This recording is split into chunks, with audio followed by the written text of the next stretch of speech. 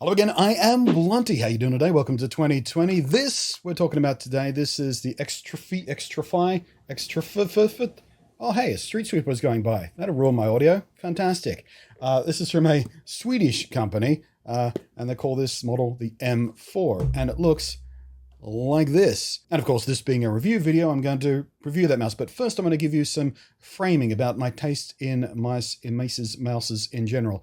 This is the Logitech G703. This is the mouse I use on my secondary gaming machine, the one I use to take the load off the main system when I'm streaming particularly demanding PC games and things like that. And I quite like it. It's sort of iconic of everything I like in a mouse historically over the last sort of half decade to a decade or so.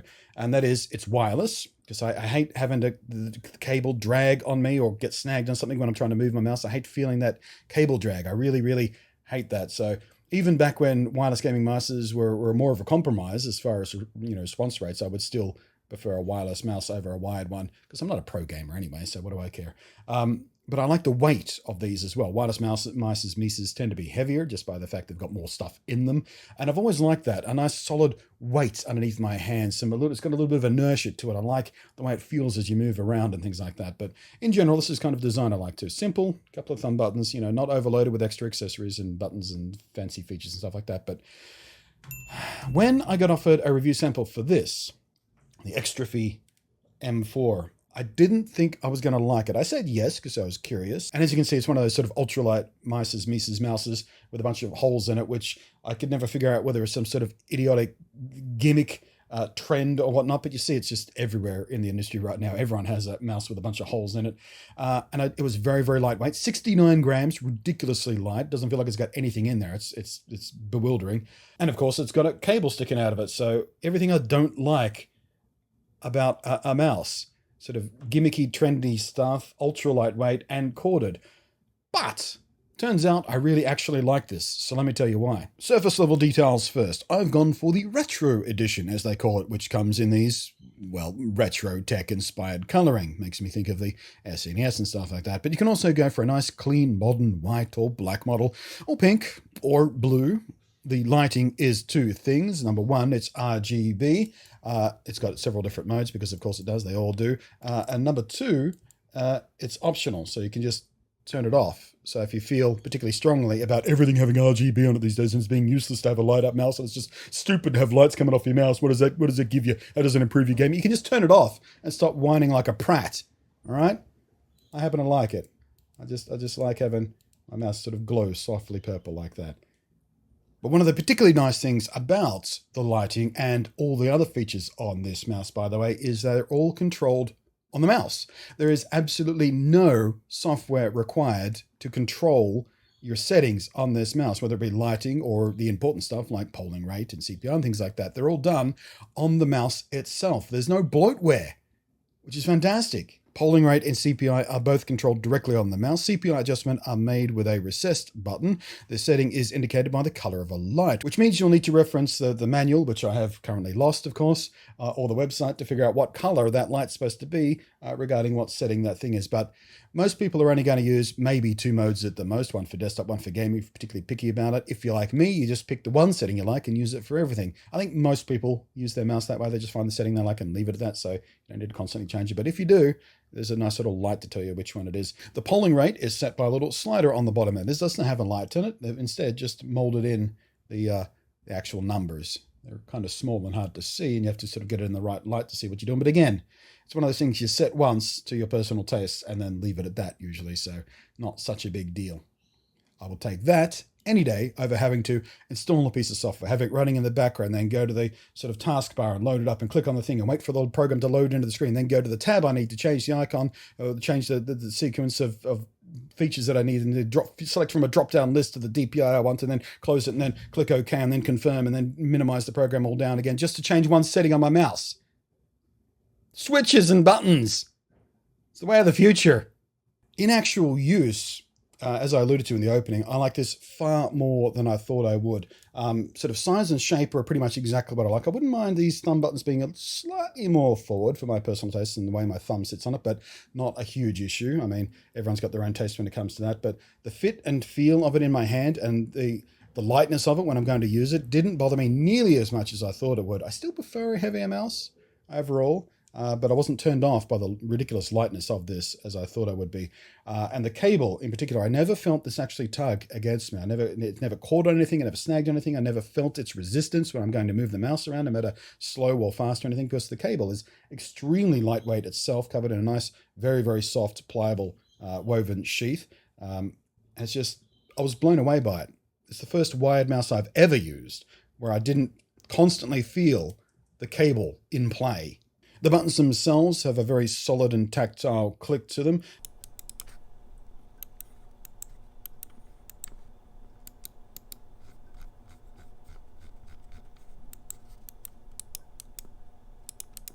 The Omron switches promise, let me read this to get it right, 20 million pro player optimized clicks. Whatever the hell that marketing gibberish is supposed to mean. What does a pro player optimized click even mean? How is it different from my click? Are my clicks going to be more wear and tear on the buttons or less? It's just ridiculous. Stop with the idiotic marketing phrases on this stuff. Just tell me that the switches are rated for X number of clicks and be it. You don't have to call it a pro player click. Piss off. It's just absurd pretentiousness. It's a mouse. That aside, construction does feel pretty solid. I've had this, as my daily drive for a couple of months now. It still looks like it's brand new out of the box and everything. There is a slight, I don't know how good that's come across on the mic. When you give it a bit of a squeeze, there's a slight sort of creakiness to the plastic panels sort of moving against each other. But by and large, it does feel sort of very solid and very reliable and very well put together.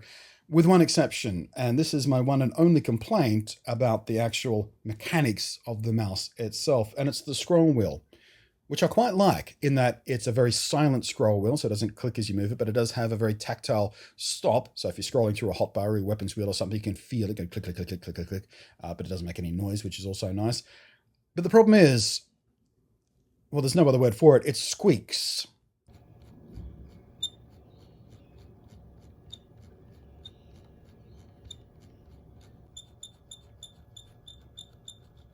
And this is one reason why I delayed my review of this, because as I mentioned, I got it back in sort of late October last year.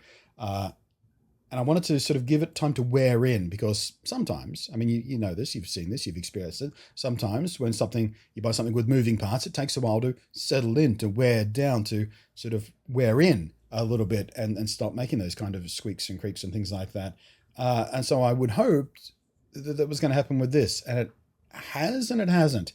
It never stopped squeaking occasionally. It has stopped squeaking quite so often. So maybe with even more use, it'll stop squeaking altogether. But I'm already 2 months into using it every single day, and it hasn't quite stopped yet. But it is much, much rarer to squeak than it used to be. But it does, every time I'm using it, just it's just slightly annoying.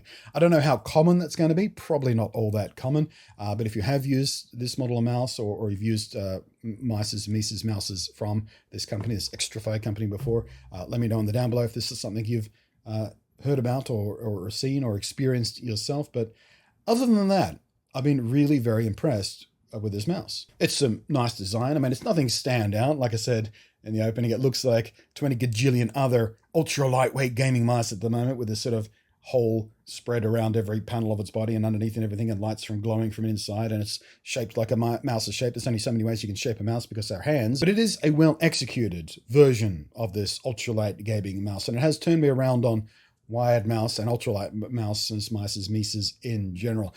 And the two big things I like most about it, outside of its physicality, is the lack of bloatware, the lack of software you have to install to control it. Went on about that before. But also, it's remarkably affordable for a gaming mouse as well. It's like $60 US. And I could buy sort of 4, 5, 6 of these for the price of some of the more recent wireless mouses I've been using and reviewing and things like that. So remarkably affordable for something targeted at gamers, which is nice. And I may, in fact, obtain a second one of these just to keep it in a box in a drawer somewhere for the occasion where I do have an issue where my mouse sort of breaks or goes missing or whatever. I mean, like I had, regular viewers will know this, when I was reviewing the Asus wireless mouse, I had to send it back to Asus, and I bought my Razer mouse back out of storage, and it somehow broke while it was in storage. So I had to rush out and buy a super cheap wireless mouse to replace it because I didn't have any money to get a fancy mouse back then. Thank you. This arrived just in time to save me from that. But if you haven't seen those videos on the ultra cheap sort of $4 mouse and $12 or $17 wireless mouse, I'll link him at the end screen here, which we probably are, because I'm saying thank you for watching. I am Blunty. I'll catch you next time. Please remember to subscribe and thumb and bell and do all and you can comment and do all the things that help the channel fight against the evil YouTube algorithm. But yeah, XTRFY M4, really quite good.